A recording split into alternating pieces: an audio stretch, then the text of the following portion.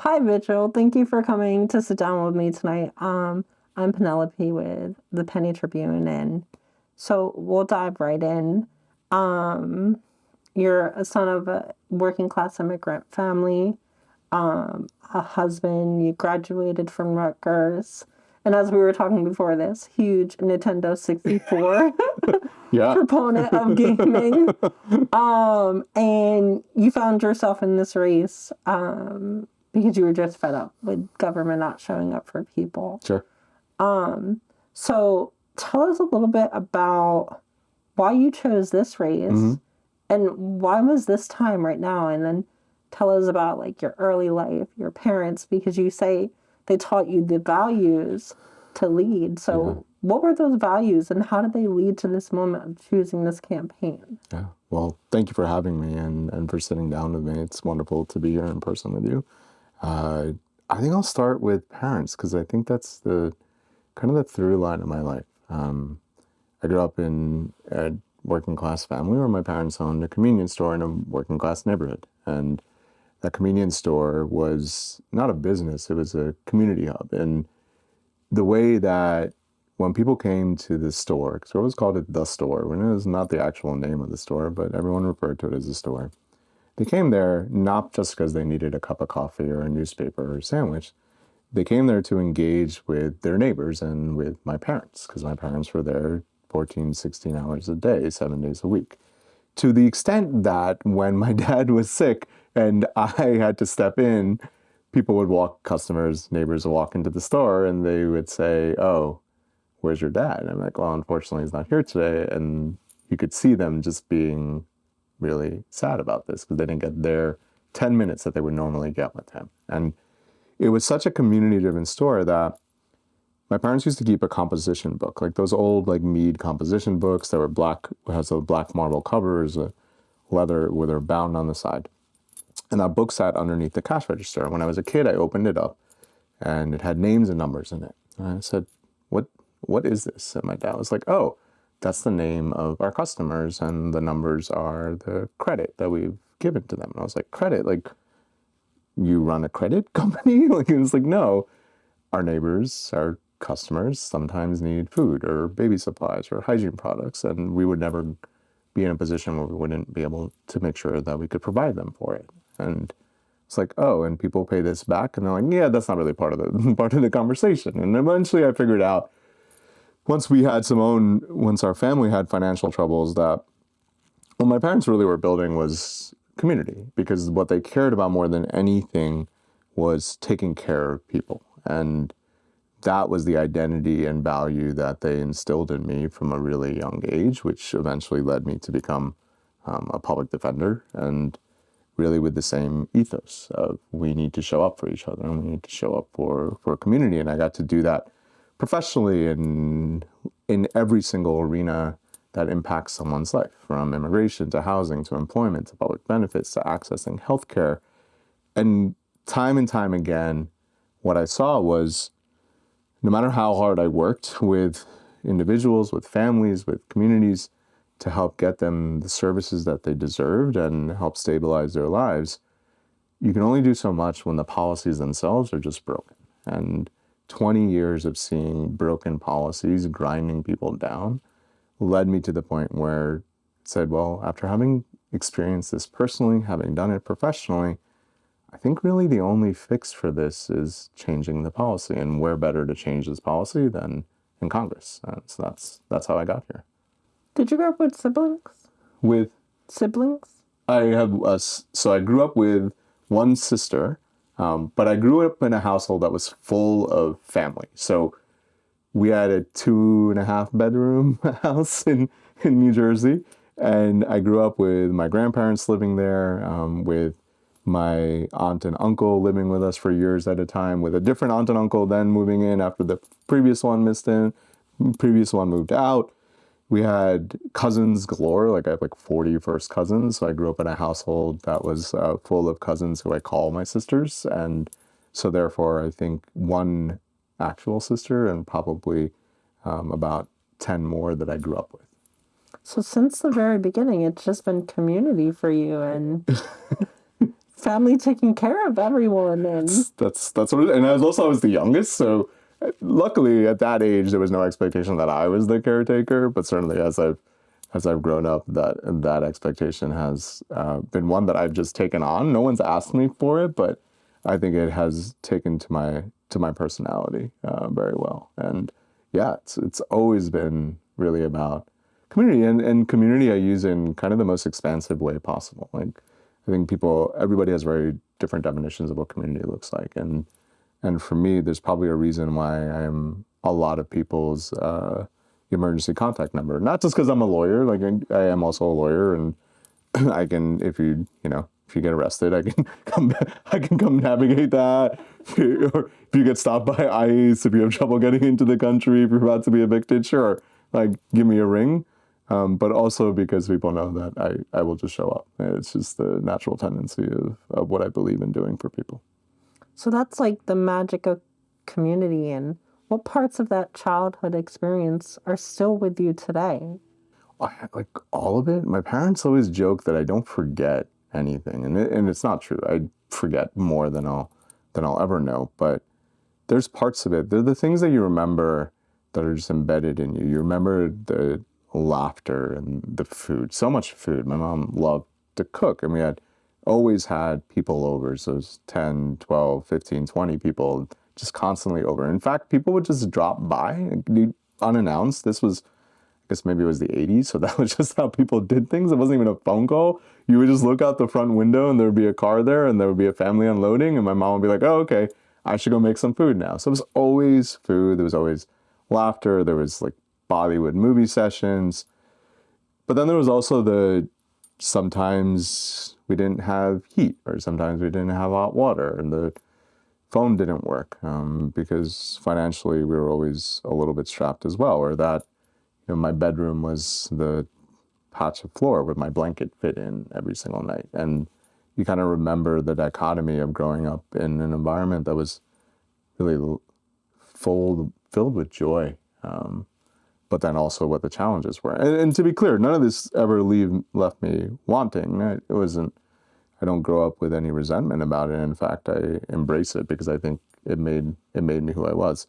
And of course, lots of time in the store, like stocking shelves, learning that you always put the warm stuff in the back and the cold stuff in the front. So that just like little things about how you go through really like building a business, but really building a hub for community is stuck with me ever since.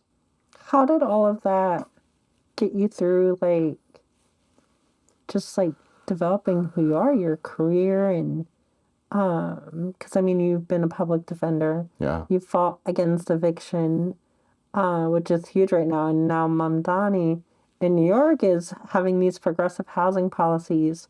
So how did that experience with growing up shape that call, like need for fighting for eviction protection? Yeah, so I think it's kind of twofold. One is that my parents ran into some legal issues when we were younger. They're in a lawsuit. They didn't have a lawyer, and it really financially impacted us. And so from that moment on, I had decided that I wanted to be a lawyer because I thought the legal system, of all places, what did I know? I was a kid, but that the legal system should be fair and just, and outcomes shouldn't be determined by the size of your wallet. So therefore, I wanted to be a lawyer, and I wanted to be the lawyer that would help people. I didn't know what that meant as a kid. I just said, I just want to be a lawyer for people who can't afford a lawyer. And then I kind of stumbled into public defense. I got the opportunity to go intern at a public defender's office before I was going to start law school. That internship turned into a job that they created. That job made me then go to law school at night. So then I was working full time and going to school at night because I just loved the work. And housing was one of the critical needs that we were seeing in the communities that we were working in. And eviction and eviction prevention. And at the time that I started doing it, there were very few tenant lawyers and tenant advocates. It was mostly judges, landlords represented by attorneys, and then pro se or unrepresented tenants. And we can imagine in those power dynamics what would happen to the tenants. And so one of the first few times I would go to court, the judge would be like, who are you? And what are you doing here? And it's like, well, I'm here to represent so-and-so, whoever my client was, and I am going to make you enforce the rules that you have. And they were just so taken aback by this, that somebody could enter their quote unquote chiefdom and now try to make things different. And that to me was both a like opportunity to demonstrate how it is that you can show the ability to impact a system by just showing up and lifting up voices. But it was also then the recognition that like housing is like one of the most crucial, critical things that people need. And stable housing is a gateway towards so many other positive impacts that people want in their lives. And I would have clients that you have the conversation of like, oh, were you able to get a job? And I was like, no, I couldn't go to the job interview. I was like, well, why couldn't you go to the job interview? Well, because I'm staying in a shelter and I couldn't get access to the bathroom to shower and get dressed in time. And so therefore I missed the interview, and now therefore I don't have a job. And you could have judges being like, well, what's wrong with your client? Why didn't they get the job? They had the interview, but they didn't go. Like, they're irresponsible. And I'm like, that's one take. Let me present an alternate reality to you. And once you start understanding that alternate reality, you really understand how critical safe, stable, affordable housing is for stability in someone's life. First-time candidate, public defender. Yeah. How does that translate to going to DC? Like, what are you telling voters exactly that expertise is what is needed? Yeah. Having been in the room for 20 years where all of the intersection of government's failure for people is showing up time and again, and people will say, oh, you did immigration, or you did housing, or you did employment, or you did public benefits or healthcare. And I'm like, sure, we can talk about it that way, or we can talk about it in the way that I talk about it, which is that there's an intersectionality when we're talking about all of these issues and how they impact people's lives and how pervasive they are in people's lives. And when you've been in the spaces where ICE shackles your client because the judge ordered them deported while their family is sitting behind you falling apart, you kind of have a fair understanding of what systems are doing to people.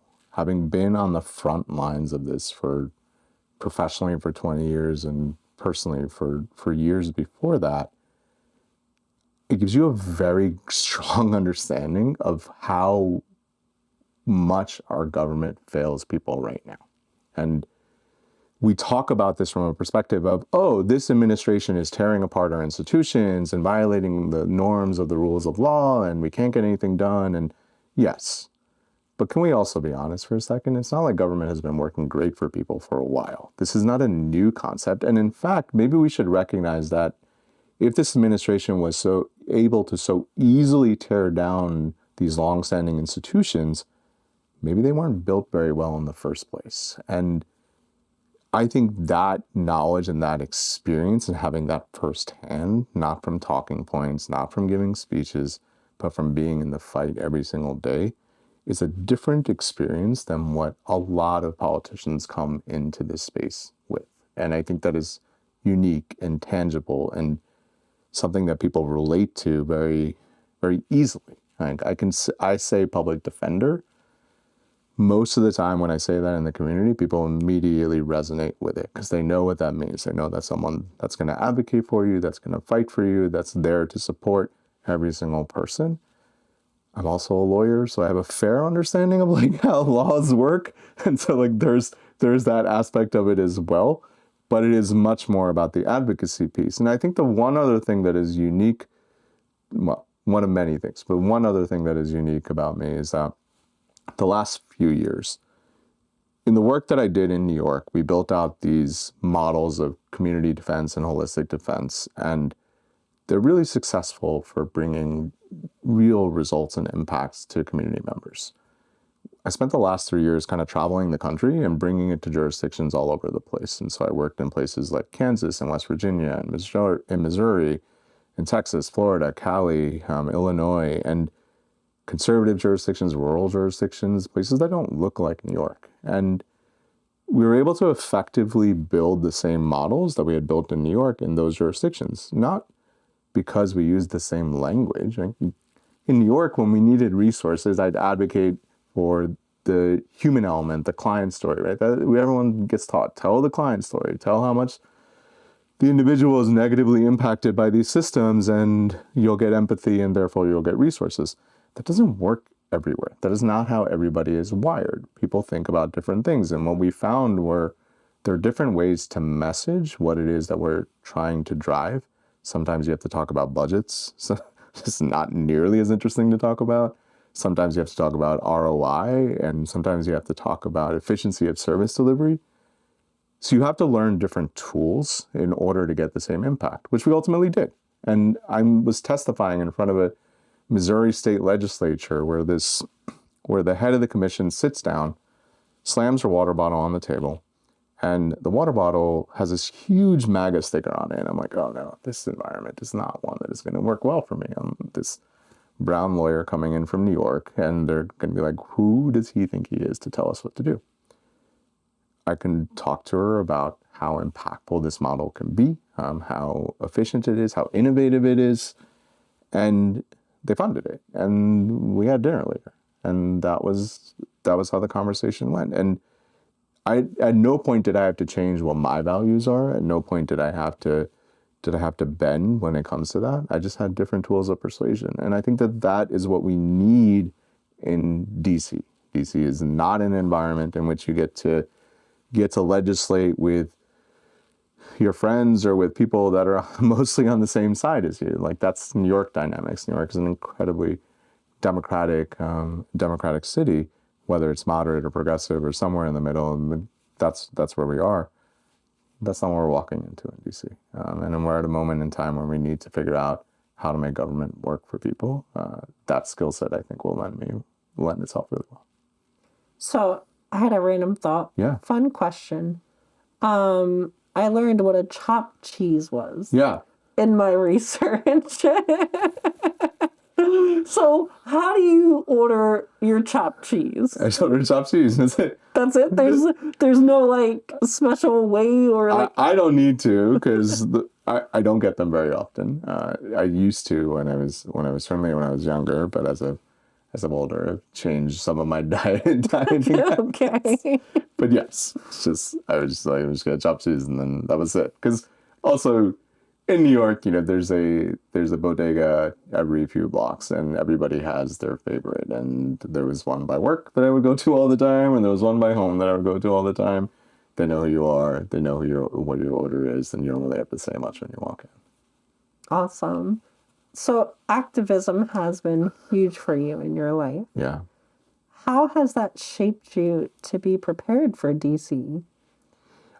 It's interesting that you said that activism has been a huge part of my life, because I just had a conversation with somebody who said, you chose public defense, not activism. And I was like, oh, that's an interesting framing, because I would argue that public defense is a form of activism. It just happens to be within the legal system. And so I appreciate you saying that it's been activism. I think that prepares me, because I have a very clear understanding of what it is that I stand for, and what my values are, and what it is that I'm committed to making happen for people that deserve this. And walking into a space like DC, where you are going to have so many different influences that are going to be put on you, right? We know of some of them. We know the idea of lobbyists, and we know what special interests are. And these are the people that are going to be constantly having your ear. I think if you don't have a strong foundation for who you are that is rooted in delivering and working with the communities that you represent, it could be hard to tune those out and to not be potentially influenced by them. So I think that experience has set the foundation for who I am that is pretty unshakable. As someone who's represented the most vulnerable populations, would you call for the abolition of kind of a carceral state where there's private prisons? And I mean, there's a pipeline that arguably, like, it can't be denied at this point that people are going from petty crime to now in prison for 40, 50 years of their life. It's when you work within public defense, you understand that there's kind of two perspectives on who you are externally. One is that you are perpetuating the criminal legal system in the prison industrial complex by being a part of it, by being representing somebody in it. And so therefore you're part of the problem. Or people recognize that what you were doing is advocating for the abolition of the way the criminal legal system oppresses so many people across this country. However, every single day that that system still exists, people are suffering undeniable amounts of harm that is going to impact their entire lives, their families' lives, and their communities' lives. So I always felt like I had a responsibility to undo or mitigate as much of that as I possibly could, while never forgetting about the idea that the prison industrial complex as designed should not exist. And this isn't just a criminal legal system issue now, this is also an immigration issue now, as the detention system is expanding in this country and going to for the next couple of years. It's all for-profit corporations that are running these detention facilities. You know, ICE used to rent out space from local facilities, local county facilities, but now they're building their own complex. And why is that? Because who's the shareholders of these companies, right? We can trace what the through lines are pretty easily. It ties directly to this administration.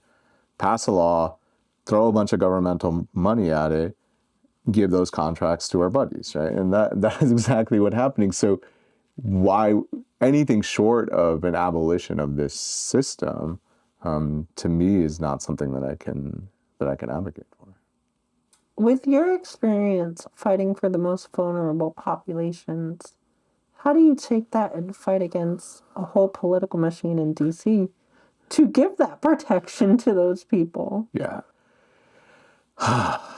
Well, I'm not in DC yet, so there's that. But I think part of it is that not everybody in DC is opposed to you as an individual, right? There are coalitions, whether those are progressive coalitions, or even sometimes the Democratic coalition, that has been kind of letting people down a little bit of late or so. So I've been hearing on a regular basis. There are coalitions out there. So how can you seek out those coalitions? How can you build power or build governing power with those coalitions and ensure that you're able to actually govern, right? Because at some point, we have to govern, right? We can't just always, if we're always in this place, then all we do is shift from one side to the other and nothing gets done. And people continue to lose trust in government, which kind of they rightfully should. It's countless community members have already said, what are you going to do for me because nobody else has ever done anything before, right? I don't trust in politics. I don't trust in government. That's a problem, right? That we can't govern if that's always the way we're going to be. So we find the coalitions that we do have, and we build from there. And there are some consensus issues, right? We can see even on immigration that there's now the majority of the country believes that ICE should not exist in its current format, and hopefully that means they're actually ready for immigration reform. And let's take that on. Or when the ACA subsidies were lapsing and people's health insurance premiums were exploding, right? 2x, 3x, 4x. Did you go through this as well? Yes, I lost it for a whole month until I found a new one, and then, yeah. And I'm sorry. And then when that happened, even Republican lawmakers were getting those phone calls, right? All of a sudden, their constituents were like, wait, why is my premium gone from $300 to $1,500 a month? I can't afford this. You have to do something about it. And then you saw that, there was a push to do something about it. So I think we need to also identify the places where there is consensus, where we can govern, to show that government can actually be effective. And particularly as Democrats, if Democrats get the opportunity, hopefully, to flip the House back blue, flip the Senate, then we got to start delivering, right? We can't keep throwing your arms up and just being like, well, there's nothing we can do. There's nothing we can do. Because eventually people are like, well, why don't we get people in there that will try to do something then? Why are you there? What's the point of what you're doing? So we've got to start delivering. And I think that's kind of the path that we have to take, is find the coalitions, find some issues that we can actually agree on, and start building from there. do you assure the voters that if you're elected, you're not just going to govern as a spectator, but someone in the community? Yeah, I I don't know how to be a spectator. When you've been in it on the front lines for as long as I have, you don't really know any other way to engage, which is really lifting up, sharing, and being in with community. And without it, like, what's the point of what you're doing? I don't really understand the alternative. As a practical thing, though, one of the things that I've spent a lot of time talking about is this idea of having a slightly different way of engaging with communities. So often, community engagement with elected officials is through their Office of Constituent Services. So you call in, you have an issue, somebody answers it, and hopefully somebody gets back to you. Or it's because an elected official showed up at a town hall or at a ribbon cutting or gave a speech, right? And that's kind of it. And then they come out and ask for your vote when especially for House seats every 2 years. I'm going to come out and ask for your votes again. That to me isn't really engaging with community, right? Constituent services should be a valve for people to access elected representatives. But why don't we do something like popular assemblies? And by that I mean, why is it that we only ask for community input at the time that we're getting elected, when we're running for office? Then all of a sudden, everyone's out doing community events, town halls, and everything all the time. Instead, if we shifted to a model that had more popular assemblies, where you had community members that were invited to engage and talk with you about particular issues impacting them, provide dinner, provide childcare, make it accessible so that any single community member can come in, not just the people that supported you, not just like the special interests that have your ear, but really any community member, and open it up. And that is how you start building real community engagement, and advertise them, have them monthly, have them topical. And that to me is what I would want to do if I was an elected representative, because what I did when I was a public defender, I went out and met with community groups on a regular basis to ensure that our service alignment recognized and respected what their needs were, because if it didn't, then we should shift it. So these are all massive movements that you're subscribing to enact from early on. I mean, think about when you were a kid. What was the movement in your community that kind of shaped you to say, okay, I'm going to be a movement maker one day? I don't know if there was a particular movement. So we learned a lot about India and South Asia's generally independence from British rule. We learned about partition, because partition was when India and Pakistan were created as two separate states, and there was mass migrations that happened because the British came in, drew a line, and said, okay, now you're two different countries, and you should probably go to one or the other. And millions of people were crossing the border. That led to a lot of fighting, that led to a lot of people that unfortunately lost their lives, and led to a lot of violence. But we also learned about what it took to get to that point in terms of building a movement. So like we learned about Gandhi, of course. We're South Asians. We got to learn about Gandhi. And Gandhi necessarily helps you learn about the civil rights movement here in the United States, and kind of the parallels and in the way that they engaged in that. So that's the like backdrop of what movements you grew up in. You like listen to the MLK speeches, right? You like heard them resonating in your ears, because we also listened to them in class. And like that type of visionary leadership at the time that we were listening to is something that sticks with you, that this idea that you can have change, that you can do things differently, that you can get people to believe. And it's like, as a child, those are like the early memories of learning about movements that I had. When does an action become complicity in a movement that you've seen? My concern is always when movement leadership become the focus of the movement instead of the movement itself. And what I mean by that is, so often we've seen people that are in leadership positions and who are supporting a particular cause start centering themselves as opposed to centering the work. And from my experience, even as a public defender, when I was leading offices, I've led nonprofits, I've led teams, we always wanted to make it about the work and not about me. It's not what I did today. It's not what resources I drove or what structures I created. It was about what it was that we were trying to do and who it is that we're trying to work with and support. And so that to me is when things start to go awry, when it becomes about the individual and not about what the collective movement was about. When you're elected and you get to DC, are you prepared to disappoint some voters if you can't get all of these passed? I mean, these are big asks, and we are up against a system in this country where it is not working toward anything in that direction. I mean, we're moving toward a fascist state. Yeah, it is a big ask. And what I think people want, and at least what I would want, or what I've always wanted as a voter, is transparency and an understanding of what it is that you stand for. How did you try to achieve that goal? What prevented you from accessing or reaching that goal? And how it is that you're going to keep trying. And what we don't often, I think, get from leadership is that radical transparency about what it is that is actually driving these things.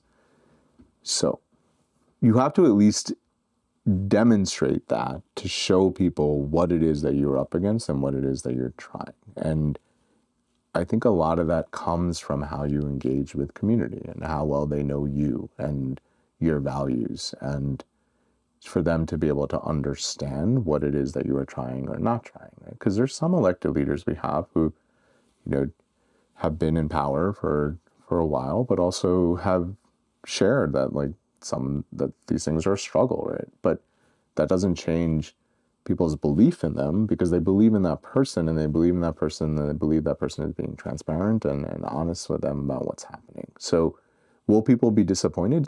Yes, of course. There's no way around it. If you promise that you're going to dismantle ICE, which I'm hoping to do, but then 2 years from now, ICE still exists, people are going to be disappointed. And I know that. But that doesn't mean that I'm going to walk away right now from pushing for that end, because that is what people deserve. You've committed to no PAC money. Yes. But our political system is driven by corporate PACs, Yes. APAC, and foreign lobbyists and interests. So how do you compete with your contenders that have millions of dollars? So we don't on the same scale, right? That's the truth. I don't know how much money everybody has. There's FEC filings that will happen soon. I know that they have more than I do, or more than our campaign does. But that's okay. What we make up for without having money, as much money, I make up for it by just being out in the community. It's really about the people for you. It's all about the people. Every day is a new opportunity to meet with people. Someone asked me before, they're like, oh, when you're in Zoom meetings with community, what do they say to you? And I'm like, I don't do Zoom meetings with community. My community is right outside my door. I'm going to go talk to them, and they're going to tell me exactly what it is that they're thinking. And I'll do that every single day, as many times as I possibly can, in as many different spaces as I can. If I'm standing outside the subway, if I'm knocking on doors, if I'm hanging out in a park, if I'm going to community events, if I'm sitting in a coffee shop, it doesn't matter the forum. I want to make sure that I am as accessible as possible to people. There's no gatekeeping. When we do events that don't have a donation request at the outset, unlike anybody else. Everybody else does events. You donate a certain amount of money, you get to be in the space. We do events where it's just come talk to me. And if you like what I'm saying, then of course I'm going to ask you to contribute. But I'm not going to gatekeep that way, because that's not the way that politics should be done. So you generally named no PACs. No PACs. But there is one PAC in particular that you specifically absolutely detested. No APAC, yes. Okay. Why in this moment right now where, millions of dollars for candidates all across this area are being driven by APAC? Yeah. How do you compete with that? We've had candidates just out west that have lost campaigns fighting against APAC. Sure. I think I will give credit to, I suspect, most of the other candidates in this Democratic primary. I don't think any of us are taking APAC money, so it is hopefully not an issue that we need to contend with. We didn't have any formal agreement about this, but I think, ideologically, we're all in the same place where we recognize that that is not something that we're interested in doing at all. Would you say APAC gives a means for politicians to further a genocidal state, killing thousands of people in Gaza? The Israeli government has committed genocide in Gaza. We know this. And this is not a radical idea anymore, I hope. Any independent assessment, the UN, Human Rights Watch, everybody has collaborated what exactly is happening in Gaza. It is clear that AIPAC's agenda is to support politicians who will continue to support the Israeli government with resources, with weapons, with whatever tools that they need. I haven't looked at the voting record of every single politician who has accepted AIPAC money to make that exact determination, but I think the correlation is exactly what people are sensing and feeling in their minds, which is part of the reason why we're never going to take AIPAC money, which is not even a starter. It's a non-starter for us. What would you do day one to end this genocide? I mean, there needs to be something that has to be done. We have to pledge to end the U.S.'s, in any way, shape, or form, U.S. aid that is being driven to the Israeli government. They're violating our own laws. Like, we have laws on the books that say we will not support governments that commit human rights violations. Let's just enforce our laws. This doesn't even have to be a moral stance. It should be, but in case you want more cover, you can take the legal stance here as well. And there is no argument to continue to operate the way that we are right now. Would you support the United States facilitating reparations for the Palestinian people? I mean, since 1948, since the Nakba, Israel has stolen, what is it now, like 60 or 70% of the land of Palestine? Yes, and I mean, what is there's a question of like, what's the state of Israel? And it's hard to answer that question when the boundaries and the borders are shifting. And now they're in Lebanon or in southern Lebanon at the moment. So the U.S. has a role to play, and I think that is a conversation that happens with a whole bunch of international actors to ensure that Palestinians have both the land, but also the economic opportunity that they deserve. Would you apply that standard consistently to all U.S. allies? I think we have to be consistent with how we engage with all of our allies, and that is hard to do. But if we're going to take stances that are consistent with the laws that we have, then they have to be consistent, irrespective of the resources that those allies are providing us. Or then we have to revisit our laws, which I'm not particularly interested in doing when we have good ones that we could actually utilize. Is your position human rights first? Or is Israeli security or a two-state solution even on the table for you? That, I think, is a question that is one that we need to answer in a way that allows for self-determination to become a really critical component of it. And this isn't like kind of a historical U.S. problem with us instilling or imparting decisions or determinations upon sovereign states, upon foreign states about how it is that they should operate. And before we even get to that, we need to get to a place where we are not continuing to facilitate the genocide that is happening in Gaza and is happening to Palestinians. And then we can start thinking about how it is that we can facilitate a solution, not dictate one. What specific policy change would you propose to hold Israel accountable?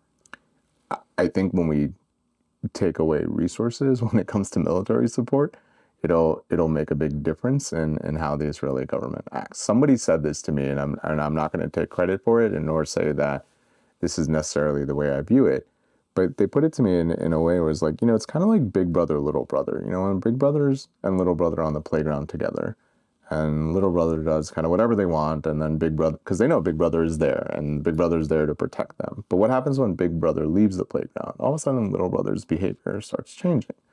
And that is how they describe part of what's happening here with the U.S.'s continued provision of military support. And I was like, oh, that's a really apt analogy, right? Like, what does happen when all of a sudden, Big Brother isn't around? Yeah, we should probably see that. Would you go on the record and flat out call Donald Trump a fascist? I'm pretty sure I already have. Like, Okay.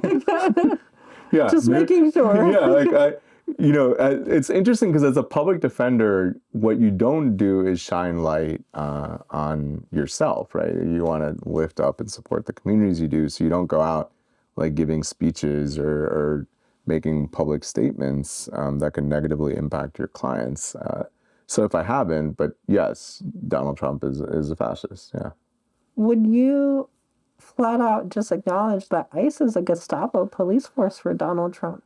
Yeah, ICE is a rogue police force that Donald Trump is using at his whim in ways that we have never seen before. The one thing I will also say though is that what we have as Democrats in particular, what we have to be really careful about is not making everything about Donald Trump, because one of the big failures we have seen time and time again, and even my own disappointment with the Democratic Party, has been this idea that communities and people should vote for us because we're not them. And that framing, I think, loses the idea that we are also responsible for delivering for people and for making government work for them. And so, yes, Trump is this government, this administration is fascist. Like ICE is a rogue agency that doesn't even have the law enforcement powers. It's a civilian police force. They don't have warrant power, but yet we still get caught up on this. And Trump is deploying them at his whim. On that point, can we talk about ICE at airports for a second? Yeah, absolutely. So ICE was deployed at airports. They're still at airports. And I talked about this. I was like, this was never a TSA question. It's not an airport security. Limit travel. Yeah, control movement. It's to limit movement. But what it also is ICE is continuing to be more pervasive in our lives, right? Like ICE has been around for a long time. Post 9/11, they've been created in DHS. I've been dealing with ICE on an individual basis since I've been a lawyer and since I've been an advocate. So ICE is not new to me. ICE's external presence and the size of it is new. But what they're doing is making ICE more and more prevalent in our lives and seeing how much we'll accept.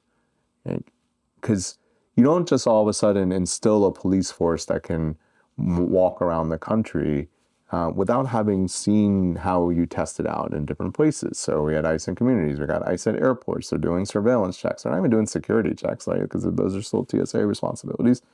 They're just there terrorizing people. And the more and more we accept ICE being present in our lives, the more they will be. We're a few months away from an incredibly important midterm election. There's already been conversations about ICE being at polling stations. For what reason do we need ICE at polling stations other than to intimidate voters? And we don't want to wake up one day and be like, wow, ICE is everywhere. Because if we don't stand up against ICE every single step of the way, that's just what's going to happen. ICE can be seen as an extremist organization, and you call for dismantling it completely. Mm-hmm. What do you say to your constituents that agree in parts of the country and kind of right now in your district that there needs to be some immigration enforcement? What is the alternative that you propose? So our immigration system is fundamentally broken, and it has been broken for a while. It doesn't serve people that are coming to the United States for the opportunities that we have available to them.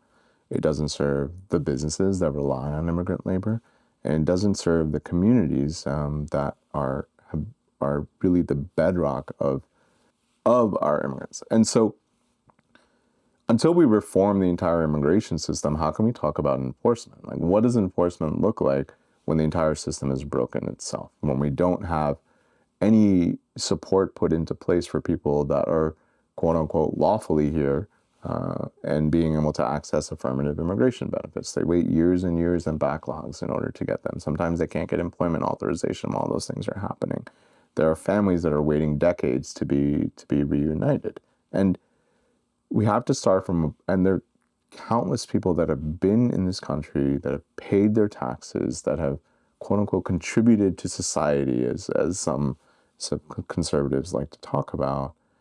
And we don't actually offer them any recognition. We force them to hide. We put them into the shadows and villainize them like consistently. And we have to start with an immigration system that first recognizes that we have failed in so many different ways and build that out. And then if you want to talk about having created realistic pathways, having supporting individuals, being just, being humane, and supporting businesses, then if you want to talk about enforcement, sure, let's have that conversation.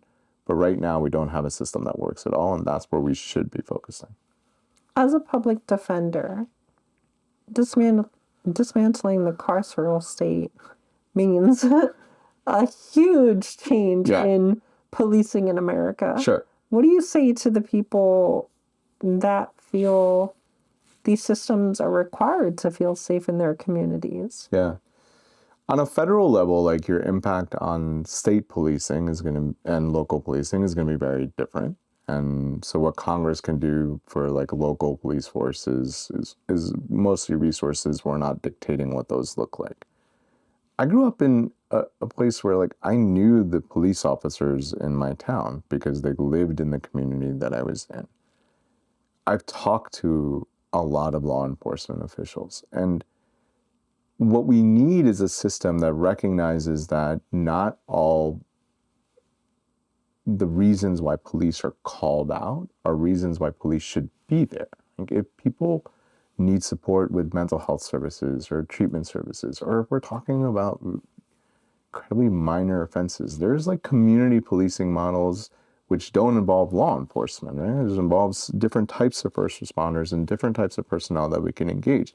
This isn't about abolishing police, but this is about recognizing what is our response to the quote unquote harm that we are seeing. And those two things are not congruent right now, right? If every response to every little minor thing is to bring in armed personnel with guns and like military gear, how is that going to de-escalate situations? How is that going to build trust in communities? And so that is the model that we need to build towards. And I think that like law enforcement would probably also agree. They might also want to engage in the things that they went to the academy for and do like major investigations or things, right? Isn't that what like law enforcement is always trying to work their way up the ladder to get to like major crimes, or so the TV shows say. And so I think that like that's a model that is not controversial, but we can't access for some reason because the implication is that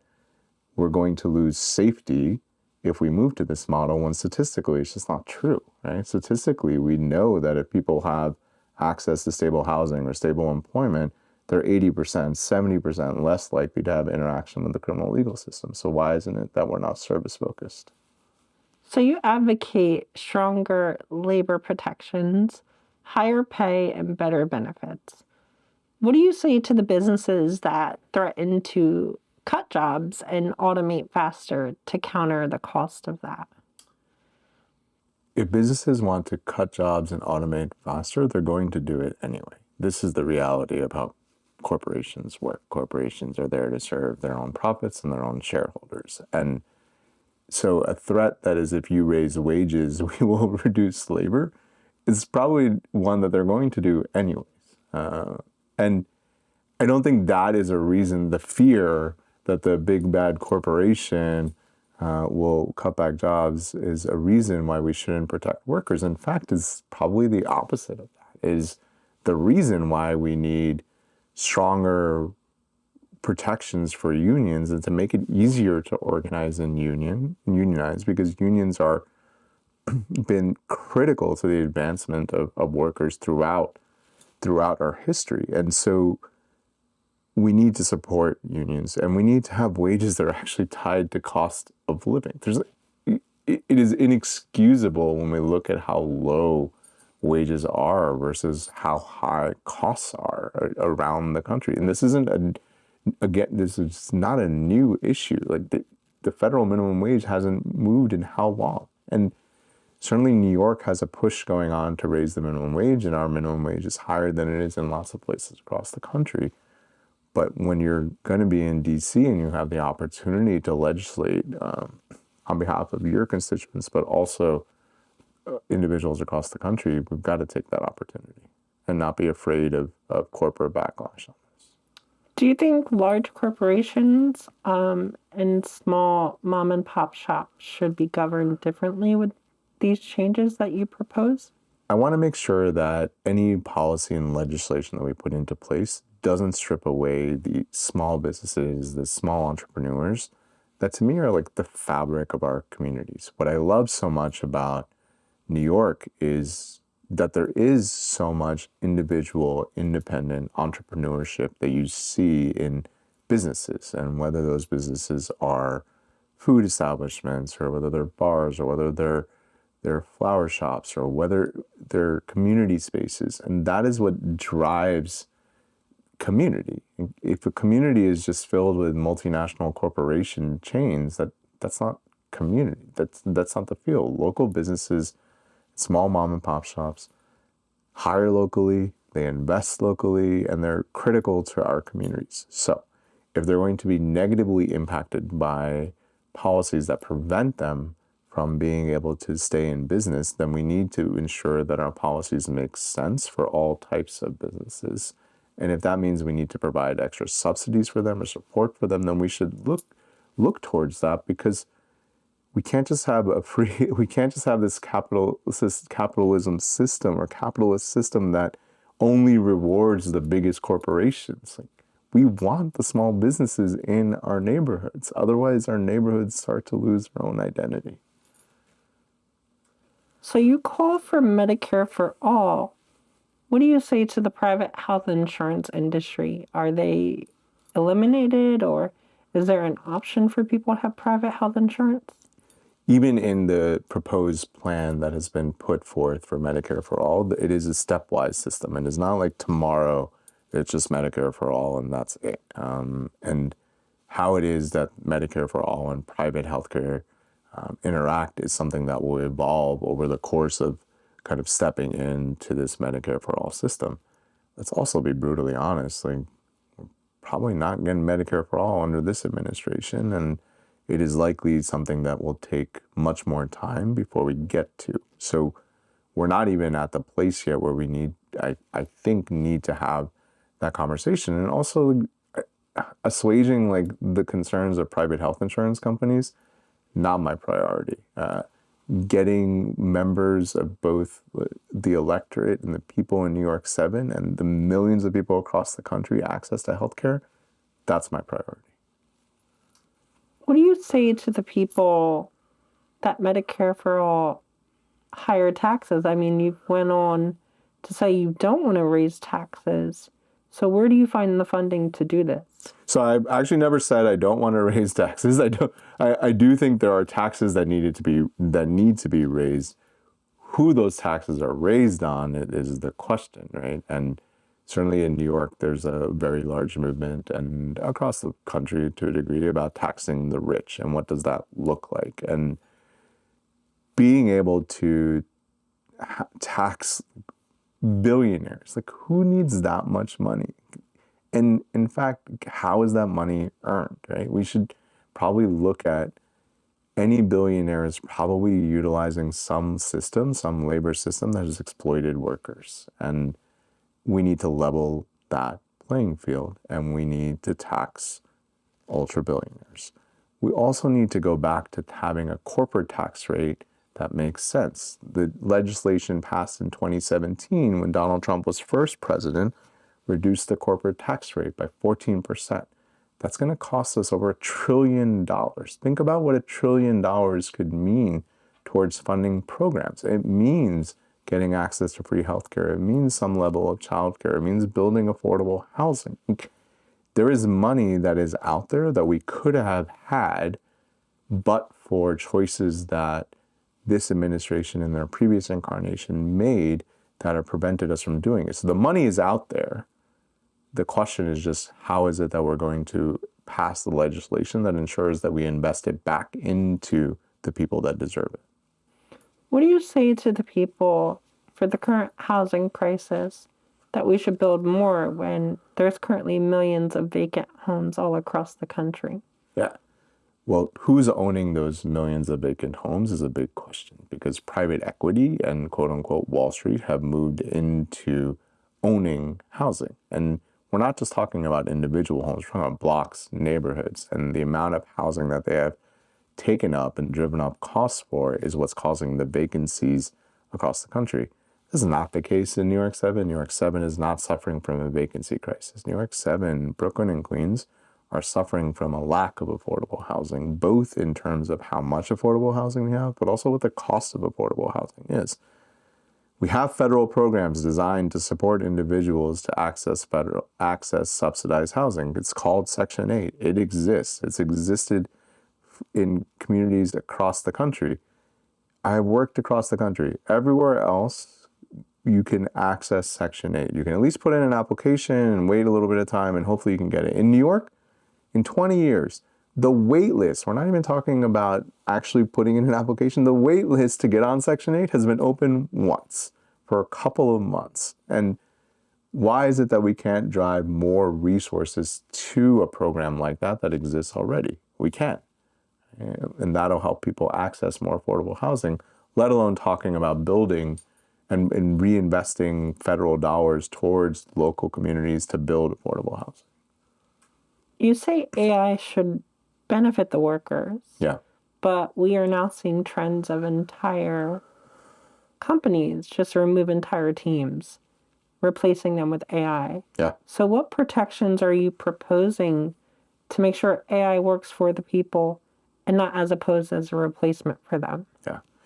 Let's start with the assumption that AI is here, right? AI is being utilized in ways that we may not even recognize. Some people are still having conversations about, well, I don't want to use AI, and that's fine. As an individual consumer user, you can choose not to utilize AI.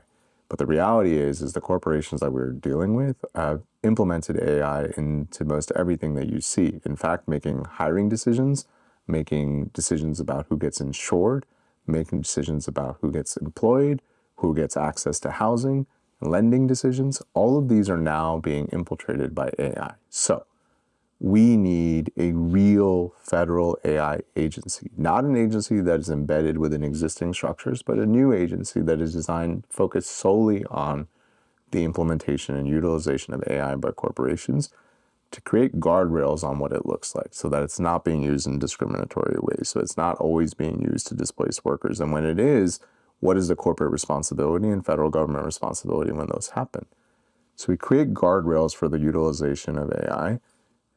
We also need a social safety net that makes sense. Our safety net right now doesn't make sense for people. We saw this in the pandemic. When the pandemic hit and people lost employment opportunities, we saw the failure of our social safety net to the degree that we changed the rules around accessing unemployment insurance because we're like, whoa, right, this doesn't work for people. So if we have economic disruption again, which if you believe the hype is imminent, if you don't believe the hype, then maybe less so, shouldn't we just be prepared and create a social safety net that makes sense? We need to raise the floor of what government supports people with when it comes to health insurance, when it comes to access to SNAP benefits or food stamps or cash assistance or housing assistance. We need to raise the floor so that way if there is economic displacement, we're ready and prepared for that. We don't always have to be reactive. We can be proactive for once. People are dying due to the lack of health care for abortion access. Yeah. What legislation are you proposing to protect the vulnerable that abortion is a healthcare right?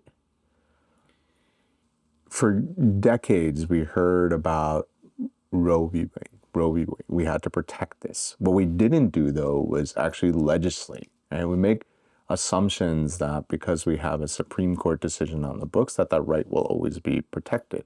And we found out very recently that that's not true. And we need to introduce legislation, and legislation has already been introduced to codify access to abortions across the country and treat it as healthcare, because that's what it is. What is your blind spot as a candidate? I think my blind spot is that I'm not a politician. I'm a public defender who has been working on behalf of people his entire life, and that is how I frame every single conversation, and that is what I value most. Politics, though, is a different animal or a different game, and there's lots of interests, and there's lots of kind of backroom dealing or conversations or trade-offs that are happening.